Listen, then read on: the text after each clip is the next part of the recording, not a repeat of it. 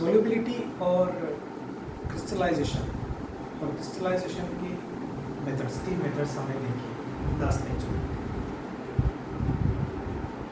अब जब न्यूक्लिएशन होता है तब से शुरू होती है क्रिस्टलाइजेशन की ऑपरेशन।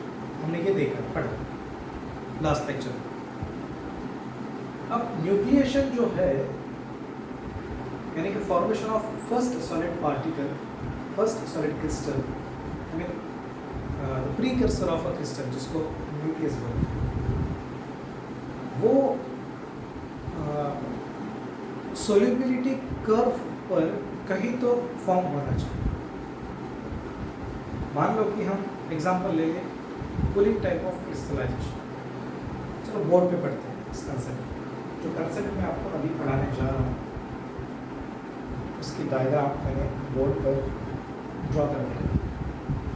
हमारे पास एक सॉल्यूट का सॉल्यूशन है जो पॉइंट P से डिनोट हो रहा है। पॉइंट P में क्या क्या स्पेसिफिकेशंस है? एक तो उसका टेम्परेचर है कुछ T2 और ये है उस सॉल्यूट का सॉल्युबिलिटी कर्व AB। जैसे ही टेम्परेचर बढ़ता है सॉल्युबिलिटी बढ़ती है। P पॉइंट पर उसकी सॉल्युबिलिटी यहाँ कहीं आ सकती है, यहाँ कहीं मतलब इतना कॉन्सेंट्रेशन वाला मैक्सिमम सॉल्यूशन हमें मिल सकता है, उससे थोड़ा कम ही है उस सॉल्यूशन का कॉन्सेंट्रेशन। वो रिप्रेजेंट करता है पॉइंट P। अगर ये पॉइंट P इस सॉल्युबिलिटी कर्व पर यहाँ कहीं होता तो हम बोलते थे उस सॉल्यूशन का, उस सॉल्यूट का वो मैक्सिमम कॉन्सेंट्रेशन, उस सॉल्यूशन का उस सॉल्यूट के टर्म में मैक्सिमम कॉन्सेंट्रेशन है, मतलब इक्विलिब्रियम सॉल्युबिलिटी अचीव हो चुकी है। पर ऐसा नहीं है, जो उसका मैक्सिमम कॉन्सेंट्रेशन है उससे थोड़ा ही कम ही है। टेम्परेचर है T2, मुझे इसको क्रिस्टलाइज करना है बाय कूलिंग। तो जैसे मैं टेम्परेचर इसका कम करने जाऊँ तो यहाँ पे पहला न्यूक्लियस फॉर्म होना चाहिए, यहाँ पे न्यूक्लियस फॉर्म होना चाहिए, पहला न्यूक्लियस, मतलब न्यूक्लिएशन की प्रोसेस जो है वो यहाँ शुरू हो जानी चाहिए। पर ऐसा नहीं होता क्योंकि सॉल्यूशन जो होता है वो उसमें कोई फॉरेन मटेरियल नहीं होता। फॉरेन मटेरियल मतलब ऐसा मटेरियल जो सीडिंग के काम आता है, जो न्यूक्लियस का काम करता है। एक्सटर्नली हम सीडिंग मटेरियल डालते हैं जो फॉरेन मटेरियल होता है और फिर उसके ऊपर डिपोजिशन होता है in the form of crystals. ऐसा कोई सीडिंग मटेरियल सॉल्यूशन के अंदर नहीं है, there is no seeding material inside the solution. तो ऐसे केस में ये जो न्यूक्लिएशन है जो यहाँ इस सॉल्युबिलिटी कर्व पर हो जाना चाहिए वो वहाँ नहीं होता। जाहिर सी बात है, टेम्परेचर हमने कम कर दिया। टेम्परेचर कम करने के कारण क्या होता है कि सॉल्युबिलिटी डिक्रीज हो जाती है। कॉन्सेंट्रेशन कितना है? कॉन्सेंट्रेशन सेम है। यहाँ पर T2 का जितना कॉन्सेंट्रेशन था उतना ही सॉल्यूशन का कॉन्सेंट्रेशन यहाँ पर है, यहाँ इसकी टेम्परेचर है। यहाँ पे फर्स्ट न्यूक्लियस फॉर्म होना चाहिए, यानी न्यूक्लिएशन की प्रोसेस जो है यहाँ शुरू हो जानी चाहिए। पर ऐसा नहीं होता क्योंकि वहाँ पे कोई सीडिंग मटेरियल है नहीं। और यहाँ पर जैसे हम आगे भी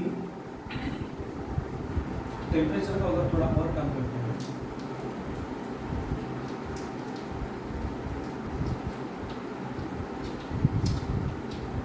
मान लो कि ये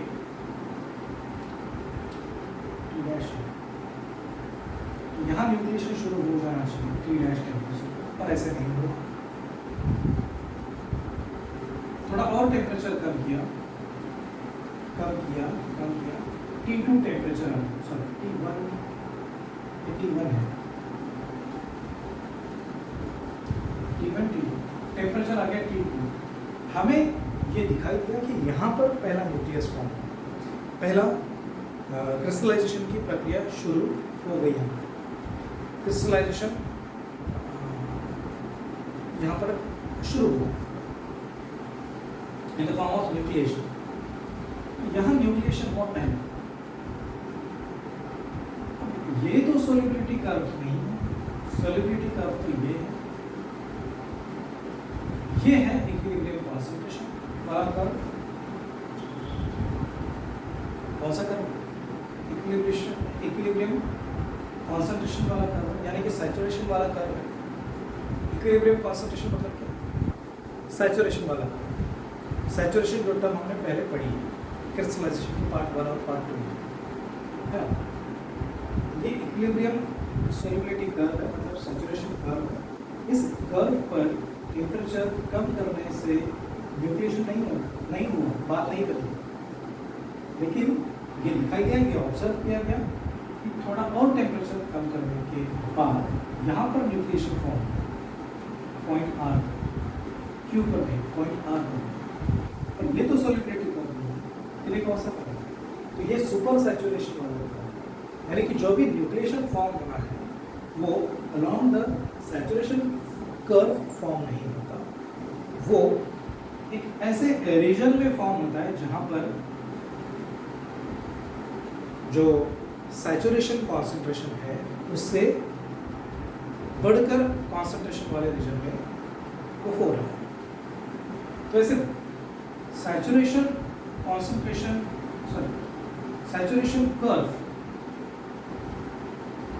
सैचुरेशन कर्व के बियॉन्ड जो एक डॉटेड कर्व हमने प्लॉट किया है, आपको दिखा है डायग्राम में, उसको बोलेंगे हम super saturation curve.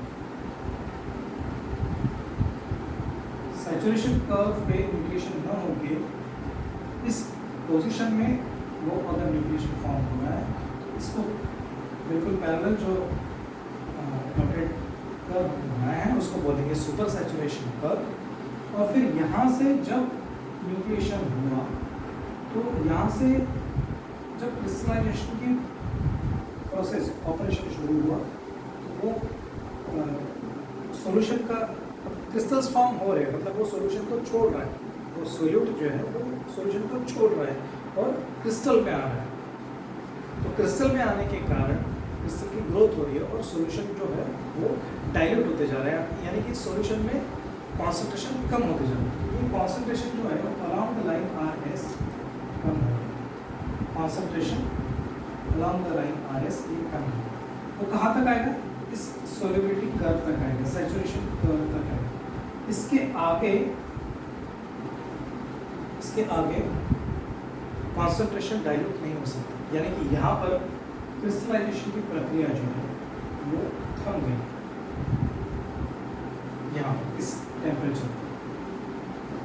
Ultimately around this curve हम बोलेंगे कि क्रिस्टलाइजेशन हुआ है। तो ये जो थियरी है, ये थियरी जानी जाती है मायर्स सुपर सैचुरेशन थियरी के नाम से। कौन सा? मायर्स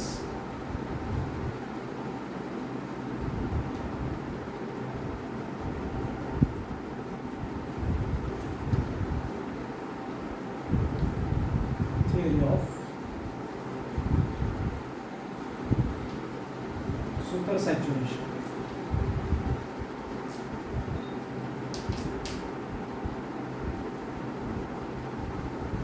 सैचुरेशन से भी ज़्यादा सैचुरेशन, सैचुरेशन के ऊपर का भी सैचुरेशन, यानी कि super saturation. According to the solubility curve यहाँ न्यूक्लिएशन हो जाना चाहिए पर नहीं हो रहा है, क्योंकि कोई सीडिंग मटेरियल वहाँ पर नहीं है। क्रिस्टल को अपने आप ग्रो करना है from the nucleation stage to the final stage. तो उसके लिए वो थोड़ा सा और समय लेता है, थोड़ा टाइम लगता है, और तब तक पॉइंट आर आ जाता है। तो जब पॉइंट आर आ जाता है तो ये जो कर्व सी हमने दिखाया है, इस कर्व पर वो पॉइंट लोकेट किया जाता है और इस कर्व को बोलेंगे हम सुपर सोल्युबिलिटी कर्व। और ये जो कर्व है ये है सोल्युबिलिटी कर्व। अब जो भी क्रिस्टल्स फॉर्म होने हैं वो अलोंग दिस कर्व या फिर अलोंग दिस कर्व नहीं होंगे। जो भी क्रिस्टल फॉर्म होंगे, जो भी क्रिस्टल की ग्रोथ होगी वो इस रीजन में होगी, इन दोनों के बीच में होगी, दोनों कर्व के बीच। ना तो इस कर्व के अलावा होगी, ना तो इस कर्व के अलावा होगी, इन दोनों के बीच की ये जगह है, इस रीजन में होगी। तो इस रीजन को हम बोलेंगे मेटास्टेबल रीजन। यहाँ पे क्रिस्टलाइजेशन के प्रोसेस जो है वो स्टेबलाइज हो जाती है, मतलब formation of new nucleus side by side, growth of crystals, ये इस रीजन में होता है। एट टेम्परेचर T2, जिस टेम्परेचर पर हमने सॉल्यूशन को कूल करने का डिसाइड किया। तो ये हो गई Miers theory of super saturation. बहुत इंपॉर्टेंट कॉन्सेप्ट है, अगर ये कॉन्सेप्ट समझ में आ जाए तो क्रिस्टलाइजेशन समझने में, आगे का क्रिस्टलाइजेशन समझने में कोई दिक्कत नहीं है। तो अभी के लिए यही रुकते हैं और मिलते हैं नेक्स्ट लेक्चर में।